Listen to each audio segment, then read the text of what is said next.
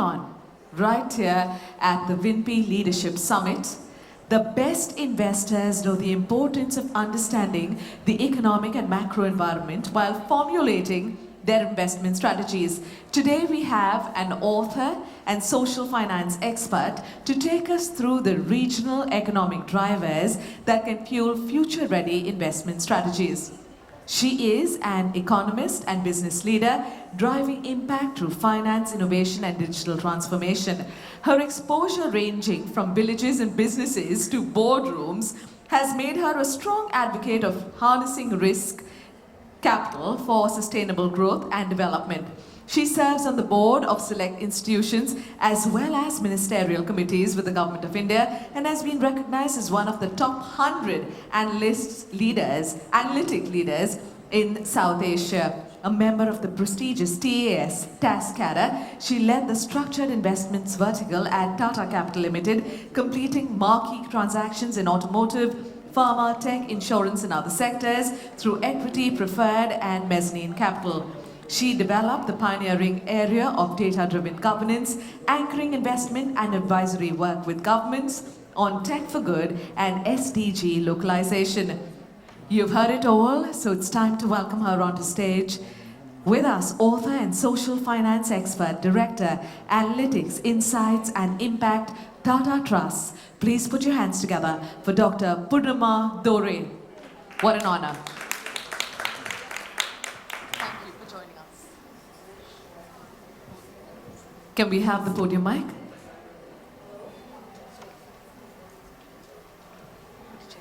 Hello? Yeah. All right, a very good evening to all of you. I'm really delighted to be in front of a group that has and is likely to continue to have great impact on the world of capital. And there are three reasons why I think this is very important. One is capital has great influence on policy. I think this is the cohort that kind of determines what happens in the world and what does not. What gets financed is what gets done. Secondly, capital has this role about productivity, jobs, economic growth. And the third is capital influences everything that there is around redistribution of wealth and equity. So each of you present here, I see you as agents that have a very important role to play. And while my topic seems to be a little more serious than what you heard in the session before me, I think I have very smartly chosen not to have any PowerPoint slides or numbers that economists typically tend to engage their audience with. All right, what I propose to do in the 10 minutes that I have with you today is to kind of give a broad framework about how to think about the economy and how to think about the world around us when you are taking your decisions, either as an investor or as an advisor or as somebody who is working closely with firms that are engaging on this journey. All right? So in the next few minutes, what I promise to do is to give you some tools, a way of interpreting the economy, which can help you in how you're trying to make investments more meaningful. Now, why is this important? For the world of investing, I think if you distill everything around, so I have about close to 2 decades of experience in investing, whether it is equity to philanthropy. I do teach social finance once in a while, and in the course of writing the book that I did, met a lot of people. If I had to distill, what kind of determines whether an investment is going to work or not, at the end of the day, all investments are in a context, right? Its success or failure has a lot to do with what is the underlying context, how is that shifting, and what's happening there. And the economy is an important part of that context, right? Just like if a speaker has to make sense to their audience, you have to be able to read the room, right? I got in here a little earlier today precisely to get a sense of, who are the people here. We have people representing family offices, we have founders, we have lawyers, we have investors, we have people who are representing funds, and we have people who are networks that bring funds together. And we have people who are running their own companies. So it's a very interesting mix of people who are touching upon investments in different ways. So context, I believe, is everything. And investing, since it happens in a context, let me outlay to you how we can look at the economy today. I think a lot of speakers in the first two sessions spoke about the great India story, right? The bullishness around India. The first point I would like to make that we talk about India in the context of China, in the context of the world outside. If I had to ask you, how do you think about regions, or what do you think about, the opportunity at a regional level? You may talk about APAC as a region. You may talk about Europe, right? LATAM. At best, you may talk about India. Sometimes you may talk about Maharashtra and Telangana and these places that we showcase at a World Economic Forum and other such places. But if you had to look a little deeper at where the real revenue drivers are going to be, if we look at all the sessions we had in the morning, how do people create value? It is really going to be at the regional level. And this is sub-state. This is in the tier 2, tier 3 cities. This is at the level of collection of districts where your real target audience is sitting. Because compared to where we were 10 years ago, where the metro markets were what we were trying to saturate, the real India growth story is lying in the hinterland. This is your untapped market. This is the customer base that is really going to create value, not just for our companies, for the shareholders, and they are the group you are going to help create value for, right? It's a two-way process. So I would urge you to think about region at the sub-state level. Don't stop at states like Maharashtra, Telangana, Orissa. Look at collections of districts. Look at those cities. A Gadchiroli is very different from a Pune, Satara, Mumbai, right? How many of you in the audience are from places other than Mumbai and Delhi, where you grew up? So great. So whenever you visit your home cities in the last 10 years to 15 years, I'm sure you would have seen a lot of changes back home. The way the roads are, the highways, getting there itself sometimes becomes much faster, right? You're seeing a story of construction, of real estate, of retail, of shops and brands that were never there before, now suddenly available at price points very close to Delhi and Bombay sometimes too, right?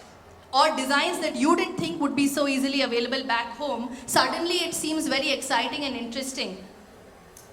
Many things you would find that your peer group of friends who've stayed back in those cities, what they're doing today is very different from what you may have imagined sitting here. And when you go back home and visit sometimes, it's like, oh, all this is happening. Yahan pe ye sab bhi ho raha hai aajkal. How many people have had that feeling while going back sometimes, right? So the fact is that there is this huge story that is happening in our hinterland. And so when we talk regions, let us slowly program ourselves in our strategy meetings, in our board meetings, when we are talking to investors, when we are talking to entrepreneurs. What is that market that you're talking about? Let's go more granular. Let's not talk at aggregates. Let's go granular here. So if I have to leave you with one thought, it is this. Let's talk regional at sub-state. Try to go more granular, whether you are investigating the pitch deck, whether you're talking to the investment committee. Try to look at where is the real story, how is it going to create value. The second thing is, what is the structure of the local economy? And what do I mean when I say that? Which are the sectors that are really firing? Is it finished goods? Is it textiles? Are there certain things in the value chain? Is it auto components? Are there some of those that seem to be growing faster than others? Are there things in the value chain that you're going to be able to unlock? What is really driving growth? So an interesting thing which, I tried to look at as well researching for the book, and I'll read out a little bit for you. How do people look at understanding an economy? And this very interesting thing I came across by Wagner and Deller. The sectoral mix of output and employment, okay? It's not just the pure play revenue numbers, but the sectoral mix of output and employment is a lens through which economies are viewed, labeled, and classified. So which sectors are really firing? We tried to do an analysis here of, does specialization work better or does diversification? And we have these conversations in boardrooms all the time, right? Should we diversify? Should we focus on one or two industries? And the same thing happens with government. You may have heard about the one district, one product, scheme, and many companies are trying to gear towards that. Interestingly, the data on India shows that diversification seems to be driving our regions better. So perhaps a counterfactual would be, should we be looking at 3-4 such sectors that drive a district as opposed to only one sector? And is there a role capital can play in creating those incentives or in unlocking that value at the district level? All of you and many of you are part of these forums that speak to the government about these things also. So if we are looking at a slightly more diversified base that is going to add value, then the way in which we will look or even encourage our entrepreneurs, or the way in which we will pitch to investors, then takes a slightly different flavor. Because then you're talking a broader story, you're not talking a unidimensional story, right? So sectoral mix, diversification versus specialization is the second lens of the economy that, I would like to park with you. The third is to look at what is happening in terms of access. And this I realized, I think my jobs have given me an opportunity to travel a lot through the length and breadth of our country and many other developing countries too.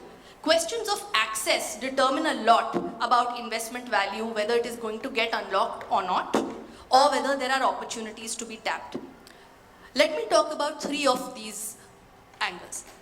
Access in terms of access to capital finance is something you are all very familiar with, right? The microfinance story is something which has unlocked so much value at the hinterland. We are still talking about how microinsurance and all of this can work to be able to create better returns. Access to skills is the second very important lever. What is the skill set available locally that you can hire, that you can deploy? What is happening to education there?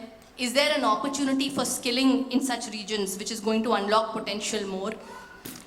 People have made business models out of hiring and training plumbers and sending them out of India and earning very high revenues both for the individual and for their firms.